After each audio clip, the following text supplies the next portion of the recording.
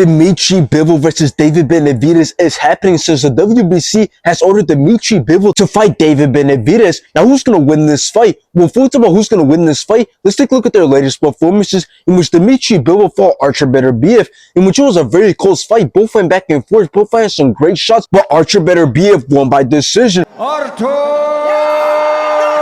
After this, Dmitry Bivol wanted to fight Benavidez once again, in which Benavidez started off very fast until Dmitry Bivol let his hands go, led in some great combinations, took control of the late rounds, and Dmitry Bivol won by decision. And new undisputed. Now let's take a look at David Benavidez' latest performances, in which he fought Alexander Voistek, in which David Benavidez started off great, landed some great combinations, completely all landed Alexander Voistek, and David Benavidez won by decision. After this, David Benavidez wanted to fight David Morrell, in which both started out very fast, both went to war, until David Morrell dropped David Benavidez in round 11. But it didn't matter because David Benavidez still won by decision.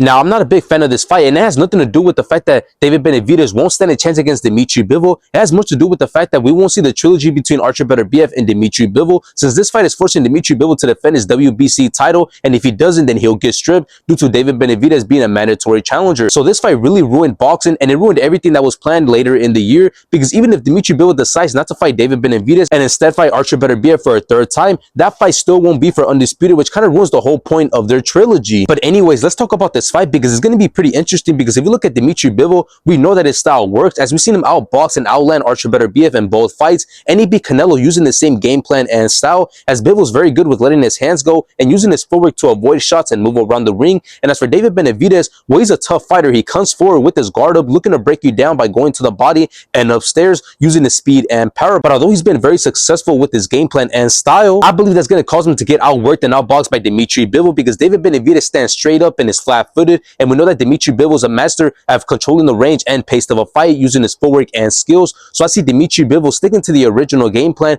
demonstrating great boxing and ultimately taking the win.